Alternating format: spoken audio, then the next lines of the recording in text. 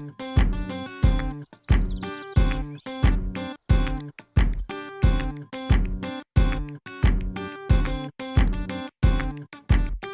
jump in here. So today we're going to talk about something I call On Transit, a meandering journey through worlds of travel.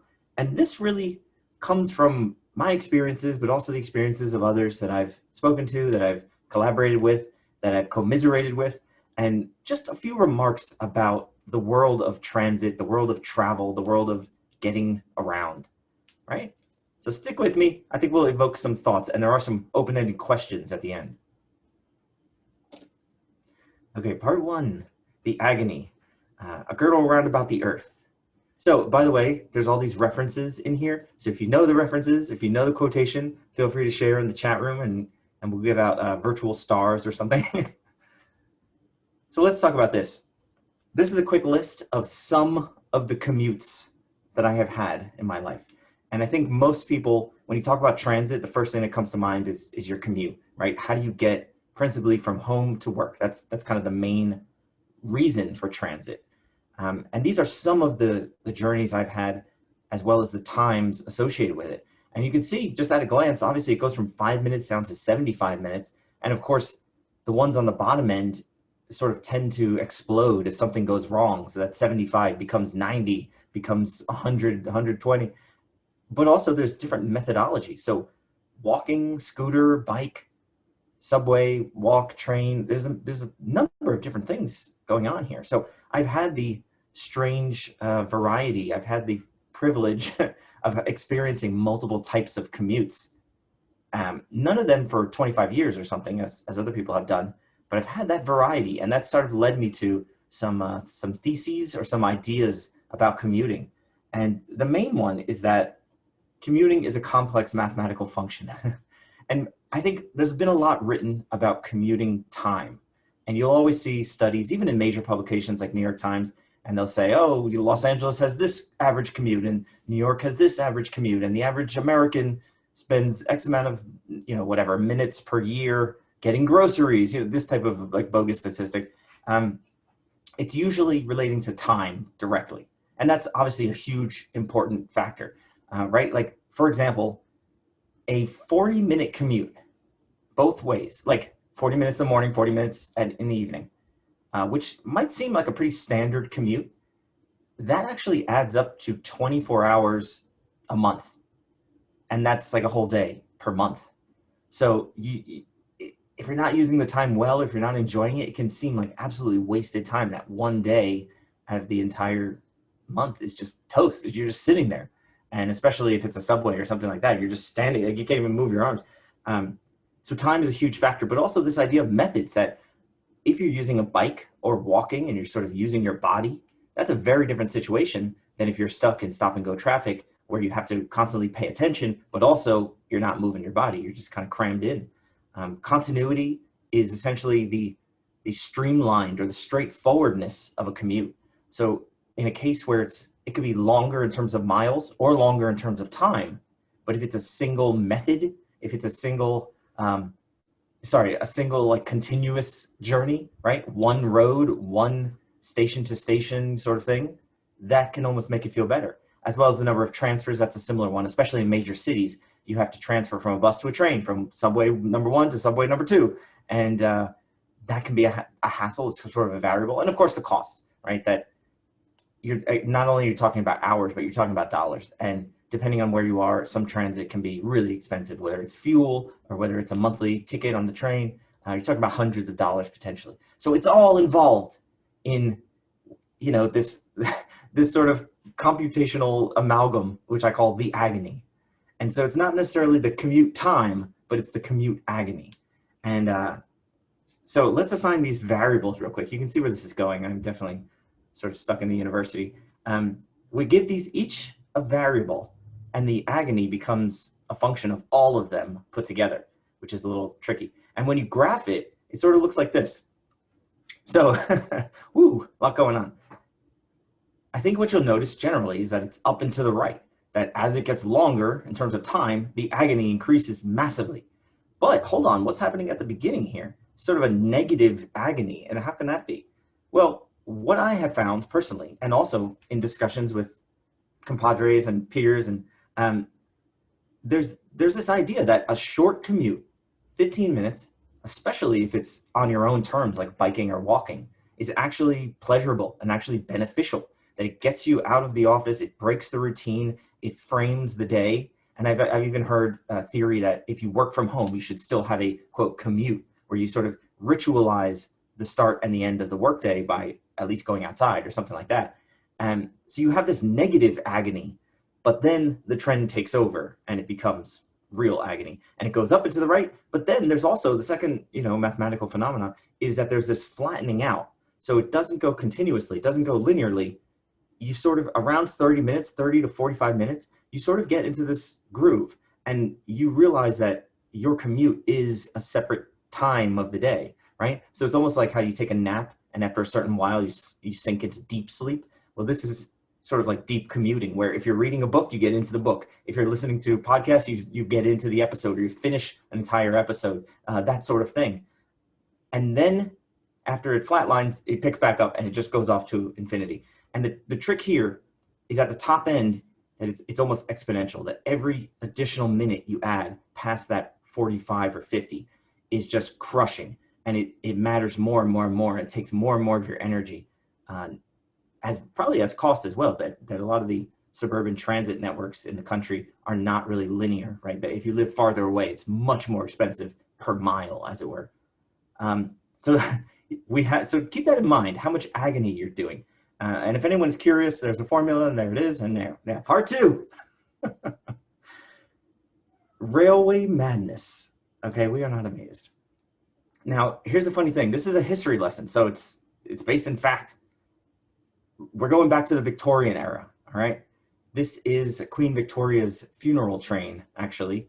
And Queen Victoria reigned, of course you know, type it in the chat, from 1837 to 1901. And that is like prime railroad era, right? The steam era, the Industrial Revolution, basically coincides with her lifetime, just like perfectly. And so trains have a big part to play in the evolution of society, and not just in Britain, but around the world during that time, during the Victorian era. So we had these big steam machines, right? Like hugely complicated contraptions, the height of engineering of that era, right? This was the era of Isambard Kingdom Brunel on the right here, the most famous civil engineer, perhaps ever, but certainly in Britain in the 19th century. And he was the architect of the Great Western Railway, which terminates at Paddington Station in London. And he literally did bridges, tunnels, railways, everything that we still use. Like a lot of his principles are still in effect, but the result of civil engineering as a practice is that it stitched together the land. That what was famously, a 7-day journey to the West Country is now a 6-hour journey to Paddington Station. So it compressed time, and it made things possible. You could move material, you could move people, right? And in the Americas at this time, they had the canal system, which wasn't based on steam power just yet. It was still using a lot of horses, but it was the same type of thing where you could connect the Great Lakes to the Atlantic Ocean. And now what used to be, again, a kind of a week-long overland journey was just a couple of boat transfers. You could be there overnight. And so I remember reading about that there's this very old newspaper article when the Erie Canal in upstate New York was connected to the Great Lakes. I guess it was Lake Erie. The headline was "Oysters" in really big letters, because they could finally get fresh seafood from Long Island Sound and from the Atlantic Ocean into the Midwest of the country. And apparently there's a craving for oysters. But this is the idea of this Victorian era civil projects, is that they were compressing the country, connecting the disparate groups. And there's this, there's like a sidebar. We're not really going to talk about this. The quality's not that great, but you could do a whole thesis on how the Union won the Civil War, the US Civil War, because of transit infrastructure, because they had more railroads and they could move men and material across the different battlefields and across the country, from production centers in the industrial Northeast, Boston and New Hampshire and that area, all the way to the front lines in Maryland and in Missouri or wherever they were going. And so this is just a glance. This is sort of around 1860, that you could see how much the Midwest was already connected right? All roads lead to Chicago, Indiana, Ohio, and compare it to the rural South, Mississippi, Louisiana, almost nothing. So that's a side plot. But let's get back to the Victorian era. This is a sort of hilarious, forgotten side story from history that when the trains first emerged in the 1840s and 1850s, they were considered a threat to health. And there was a common scare, almost like a pseudoscience scare, that if you rode on the train, you would be driven to madness, that the human body was not constructed to ride on a machine that was this fast and this loud and this powerful, and that the steam technology itself would sort of disrupt the nerves. And I think that's one of the quotations they used. And so you have these incidents, and I mean, they are like notable incidents that were in the newspapers of fights breaking out and other just absurd reactions that people were, it looked very logical that they were driven to madness. Probably there was an underlying mental issue where, you had people stripping naked on the train, jumping off the train, committing suicide, getting in fights for unprovoked reasons. And the funny thing is, I mean, it's not funny. That stuff still happens. If you live in a big city and you ride a mass transit system, you're going to see some crazy stuff. But here is a great, carving from the era, the kind of newspaper drawing. Violent struggle in a railway carriage.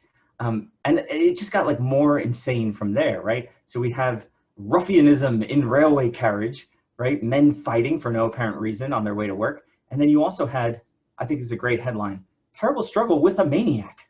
So, I mean, that's understating a little bit, but it was a common meme at the time that if you rode the train, it might cause you to become a lunatic. And they would, we'd have to drop you off at these Victorian era asylums, which were no fun. That's a separate presentation. And for women, it was even worse. I mean, there was a plot, I guess you could say, to keep women off the trains. And one of the pseudoscientific rationale was that if a woman traveled more than 50 miles per hour, her uterus would actually fly out of her body. And that caught on. That was believed to be a fact of engineering. Now we have women fighter pilots, so I think that's proven not to be the case. But that's the kind of craziness that was happening. We call it railway madness, which is funny. But the other kind of railway madness is just the uptick or the taking up of railway usage. And Queen Victoria herself, pictured here on the right, and on the left, she's in the front with, I think, 5 of her direct children, and including the future King Edward VII there, at Balmoral in Scotland. And they would ride the train from London to Scotland, from London to the Isle of Wight, whatever it was. So they rode the train frequently, but the thing was that, like I mentioned, the country was being transformed by transit, by moving around, by industrial revolution. So when she was riding on her train, and it was very opulent, this is the interior of the carriage, this isn't even her bedroom, this is just a place to hang out. But you could see how lusty that is. And they would ride by the worst areas in Britain, the slums, near Manchester and wherever else, in Birmingham, in the Midlands, that she would order the curtains drawn. That she didn't want to see the slums. She didn't want to see the abject poverty and the pollution and everything else in her own country. And it's sort of ironic that she's the ability to travel with such speed and accuracy itself is the reason for that poverty, right? That disparity. And of course, the Queen is the wealthiest person perhaps in the world at that time, right? Empress of India, just siphoning off wealth from all the colonies. So there was a little bit of an irony there, but it's sort of remarkable that Queen Victoria herself is part of the story, absolutely. This is a great painting. You might have seen this. The Irritating Gentleman by Berthold Volz. And this is a Victorian era construct as well. That, I mean, most people see this image. You've probably seen it recently. It's sort of a meme that comes back. And people are like, yep, doesn't change. I mean, just this week, you could replace Kamala Harris there and have Mike Pence over the shoulder. It's like, hey, that's not true. But it's Josh. He could do a good Mike Pence. Anyway, aside from the dynamics of young women being accosted by irritating older gentlemen, we look at the obvious and say, hold on, where is this image? Where is this painting taking place? And it's in a railway car. Like they're in a new space that didn't exist 50 years earlier, right? This painting would have been perhaps in a stagecoach, like we read about in the Jane Austen novels, right? But by 1874, when this was created, that was a very common thing, that you saw women moving around by themselves. Like, it was freedom for independent people, for young people, for you know, whatever, 20-somethings, adolescents, like making their way in the world. They could find a job, they could leave home, they could leave their hometown.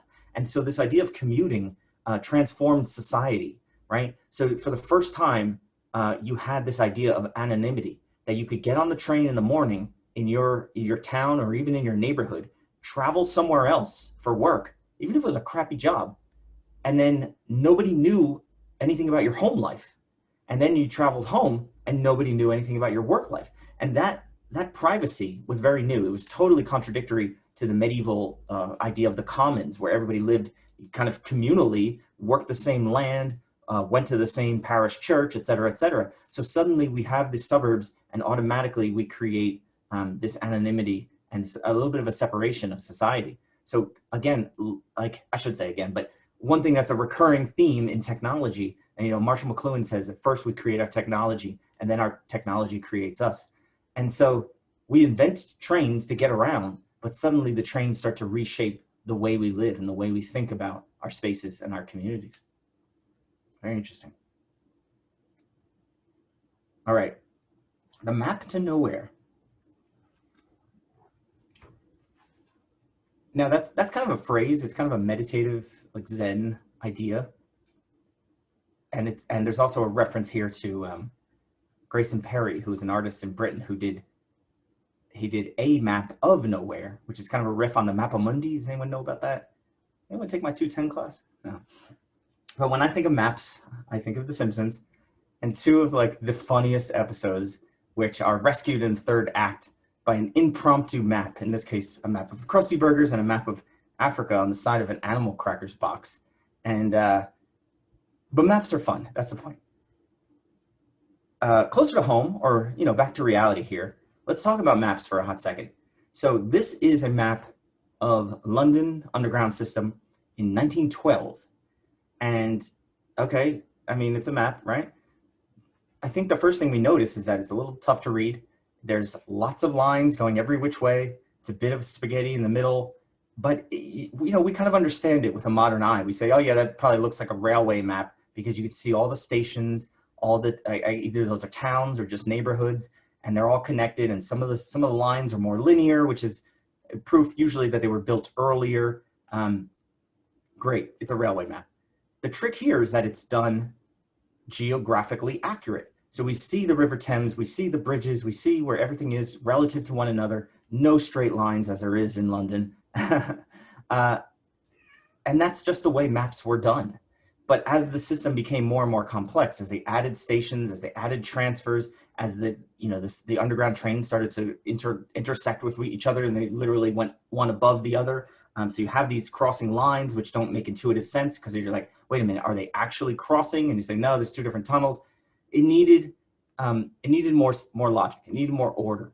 And so there was a young engineer called Harry Beck who was working for the London Underground, but he was working as an electrical engineer. He wasn't working as a designer or a draftsman or a cartographer of any kind. And he noodled on it for several years on his own, and he came up with something that resembled more of a diagram, right? So he used the wiring diagrams and the schematics of his profession to create a version of a map that isn't geographically accurate, but that represents the relationships between the stations. And so this was, I think you could call it almost one of the first examples of user experience, where you're thinking about the person reading it and trying to dispel confusion by giving them the most important information, which is relative position, not actual position. So north, south, east, and west are being twisted a little bit in favor of the links and the relationships. And this was revolutionary, right? This is 1933. So it's in this like Art Deco era, this modernist era. We can almost see like there's maybe some Bauhaus kind of influence going on. Like this was what's in the air. And they were building a lot of civic infrastructure at this time as well, between the wars. So this was revolutionary. And everyone saw this and said, oh my God, this is so modern. This is so functional. This makes so much sense. And of course, the idea caught on, not just in London, but globally. And so this kind of became the model for like transit maps in general, that they can be reduced to these diagrams that are easy to read. So speaking of easy to read, This is the modern version. This is the one post-Olympics, right? In 2012, they created a lot of new infrastructure for the Olympics, and they extended the circle line, so it's no longer a circle. They also unified all the light rail and the disparate surface trains, and they called it the overground. So now we have the underground and the overground. And this is essentially what it looks like, but you can see the kernel of Beck's map in there. You can see the relationship to like straight lines, 45-degree angles, representative shapes. So nothing here is literal. The River Thames is again kind of reduced to these orthogonal lines or 45-degree lines connecting them. So it's still a diagram. It's not a pure map. So over on our side, 1971, Massimo Vignelli creates a map of the New York subway system. And he, of course, did the main typography and signage, the main, like, I guess you could say, graphic identity system for the New York City subway. And this was his version to match, where you take the subway map and you reduce it to its relationships. So you map out, you chart out the lines, again, like a diagram. The most important thing is the relative position, the relationship between the trains. So north, south, east, and west are not as important. The actual shape of the island, Manhattan, Staten Island, Brooklyn, is not as important. What's important is the general direction of where things are going, where you can transfer, where things connect. And this is actually a 2008 update of the Vignelli map of 71, 72.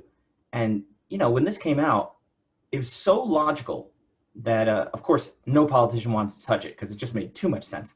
And so you started to see guerrilla campaigns where people would print these maps out and actually hang them up on subway stations, almost like to, you know, as Massimo himself said, to reduce the vulgarity in the world. That was kind of his main goal as a designer. So much logic. And actually, that was his idea. Massimo called it a system of logic. So he wanted to create this idea that the reader could come to the map with no training, with no understanding of the actual geography, and get around New York City. And so here's a very cool update to that idea. And this comes from Professor Max Roberts, who sort of does this. This is his thing. He remixes transit maps. So it's the same map. It's the 2008 Vignelli version, but he's now bent the map. So he's created almost a polar coordinates version where instead of having north, south, east, and west, up, down, left, right, you have this idea of center and radius. So you have a spoken wheel idea. So this again bends the idea of a map. And rather than going downtown as south, you're now going into the center of the city, into the action. And you can see lower Manhattan, downtown Brooklyn, where all the trains are clustered, are sort of closer to the center of the wheel. And then the lines that protrude and go off in these radius, they just take you away from the center of the city. So it's less important whether you're going north, south, east, west specifically. It's more important that you're going into the heart of the matter or around the periphery or against it and just kind of fleeing, right? Very cool idea. Again, no one would touch it with a 10-foot pole. Back in London, so this is Roberts again, and he created this version of London. And London has a more classic concentric layout as a city, where you do have this densely populated urban center, the tourist center as well as and the government center, and then you have the outer lying area. So it is more of a classic circle compared to New York, which is a weird kind of conglomeration of islands. So in this version of the London map, first of all, we get an ode to the roundel, which is the logo for the London Underground. But then we also get the circle line becoming much more circular. And we see at a glance what the center of London is. And here it's Tottenham Court Road, Oxford Circus, Piccadilly Circus, Leicester Square, the tourist spots, right? And you can see at a glance which train lines get you into the center, which of them bisect the center of the city, which of them go around the periphery, which of them, again, take you away, take you into the suburbs. And so this is a very cool rendition, still shows the relationships of stations, totally takes the idea of geography and throws out the window. The city is not actually shaped like that, but it's a pretty cool way to represent it. Okay, not a new idea though, right? The circular transit map goes at least back to Soviet Russia. And this is the Moscow map. I don't know the year, probably around 1930, maybe 1940. And they've taken the idea of the transit map of Moscow and turned it into this very minimal thing, right? And it's totally Soviet because it's just like, you don't need the information. Don't worry about where the rivers are.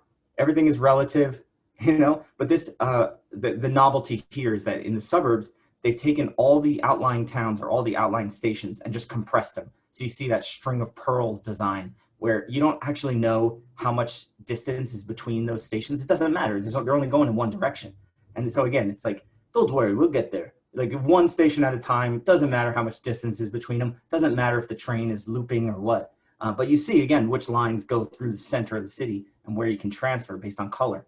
And this, of course, evolved, right? So actually, before I talk about the evolution, the one cool thing about Moscow, has anyone been there, by the way? Looking for hands. No, don't sweat it. In Moscow, in that circular line, the one that kind of orbits the city there, it only goes clockwise or counterclockwise. It doesn't have a downtown versus uptown sort of orientation. So the way to tell, or one additional way to tell which direction you're heading, is that the announcer is female on the clockwise and male on the counterclockwise. So they have a verbal cue on which orientation you're heading, which I think is pretty cool. It's a very low tech, but it sort of worked. But this is a reboot of the modern Moscow map. And you can see the influences of the London one, where all the stations are ticks or circles if they're transfers, right? And the big transfers are bigger circles that encompass everything.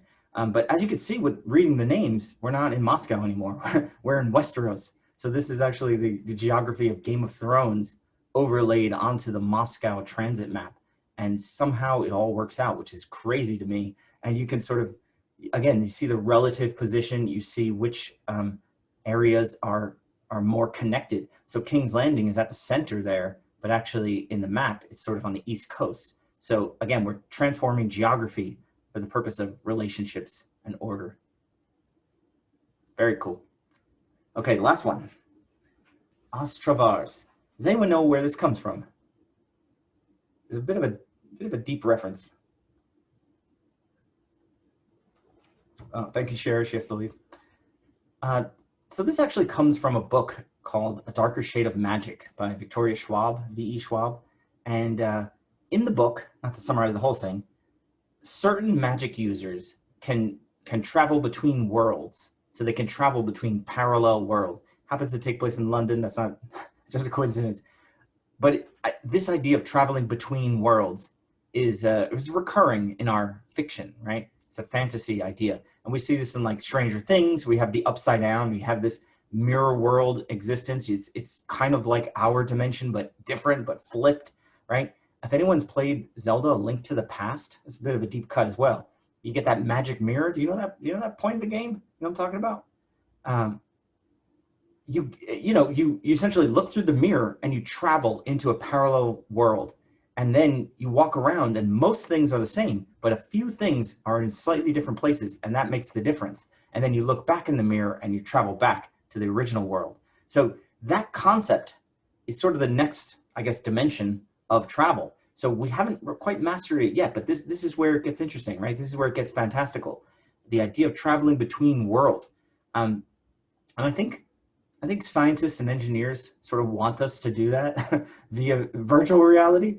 That, right, if you've read Ready Player One, that's another great book that I guess is a little closer to reality, in that everybody just kind of sits in this virtual world all day. And then there you have superpowers and whatever, but you can also see people who aren't close to you, that you're together in the virtual space, even though you're super distant in the actual space and geographical space, right? Unfortunately, they look ridiculous and takes a lot of computing power, so we're not quite there yet. But I think you're all familiar with this idea: virtual backgrounds, virtual rooms. Oh my God, we're doing it now. It's meta. And right, I saw a couple of you with virtual backgrounds. Ari had one, and I don't know who else, but right, you could pretend to be somewhere else, like on a tropical island or in Paris or in, I don't know, is that the BBC newsroom? Wherever this guy is pretending to be. But I think the more important part here, and it's worth talking about this in terms of transit, is that when you set this up, when you enter that portal, as it were, you're now compressing distance because you're being close to other people. And so that is the same way that you could get on a train, and now you can take great distances and compress them to a few hours. suddenly through technology, through the window, we are becoming close again. So that's another form of transit. It's not the same, I absolutely acknowledge that, but it's a whole different thing. I mean, there's people on the call from Indiana, from Wisconsin. So here's what we're doing. It's happening. The funny thing is that when I think about this, virtual backgrounds and Zoom in general, I'm sort of waiting for the next step to catch up, right? Because I think it's William Gibson says that the future is already here. It's just not evenly distributed. And so if you go back to 2008, remember when will.i.am was on CNN as a hologram? And it's funny because I sort of, I don't know, sometimes I'm like the only person that remembers this. I'm like, did that really happen or did I dream that up? I mean, I found a screenshot, so it's real. But will.i.am, he wasn't just a talking head on a box on a newsroom, because we've seen that almost since the dawn of television. But he was a hologram. And so here Anderson Cooper is talking to him as if he's Obi-Wan Kenobi. So like, how come we can't get that in our Zoom rooms, right? Full body, walk around it, kind of share a stage. I mean, that's the next step, but maybe that would help close the gap and complete a different type of transit, as it were. Super quick through these last couple. Time travel. We could do 40 minutes on time travel easily. And remember this in 2015 when we all used to dress like that? Time travel is another form of travel that we haven't quite mastered yet. But I think some of us are trying, and it's not in the way you think. Like, we don't have a DeLorean, we don't have the flux capacitor, we don't have plutonium. But, right, when I think of time travel, I think of Michael Jackson, famous time traveler, who, of course, pictured here in his Egyptian form and in his futuristic form. Michael Jackson, okay, check this out. In summer of 1999, proposed doing 2 concerts at the stroke of midnight on December 31st, 1999, at the Millennium. And everyone's like, wait a minute, how could he do 2 concerts? How could he be in 2 places at once? And so his idea was that he would do 1 concert in Sydney, Australia, get on a plane and fly to Hawaii, which is 20 hours behind, but it's only an 11-hour flight. And then have a few hours to rest and do another concert at midnight again. So using the international date line, using time zones, the Earth's rotation to complete a version of time travel. And ultimately the tour got canceled, but the idea is sound, that if you want to time travel, all you have to do is sort of figure out our construction of time and then go against it, right? But back to fiction for a quick second. Anyone know this film based on a book? Ari's probably got it. So I'll let you in on it. This is The Time Traveler's Wife. And it was a decent film, 2008, 2009, something like that. It was a tremendous book, though. I mean, the book is extraordinary. And here it is, the Hollywood depiction. And Henry, who's here, Eric Bana in the film, he's a chrono-displaced person. So he travels through time, but not on his own control. So he occasionally just vanishes into time. And you hear the same words that we use to describe distance and location used for time. So you hear him being lost, right? You hear him, he's disoriented. He can't find his way. All these kind of, spatial terms applied to time. And then sometimes when he gets back, Claire, who's his wife here, will say to him, "When have you been?" Right? So we're changing the language based on the type of travel that he is known to do, of course, which is time travel. So very cool book, very interesting story about how we move through space and time. So that's about it. Let's wrap it up. And there are, oh, by the way, the question, the persistent, oh, geez, sorry, I forget what the phrase is. Stubbornly persistent illusion. So this is Einstein's idea of space-time in general, and the fact that we're so tied down to a linear thinking of time. He called it a very stubbornly persistent illusion, right? So closing remarks, there and back again. I think that's an easy reference. It's Bilbo Baggins on, again, a geographic journey of going actual places, mostly on foot. Let's ask some questions as we wrap this up here. So what is causing the agony in your commute? I think now you have a bit more examination to do, right? Not just the time, but also the cost, the methods, the number of transfers, etc. How has technology changed us? So yeah, are we stuck in a car? And what does that mean for our society and for our physiology? right? What are you revealing in maps? So if you've ever had to create a map as a designer, maybe even it's just a schematic, right? A sort of like seating chart for a wedding or something like that. Okay, what are you revealing? Is it the relationships or is it just the distance? And then again, can we travel through space-time? And before you answer, think hard about it. Are you sure? Okay, and that's all I got for now. Thank you for your time and for entertaining these ideas on transit and on space and place and time.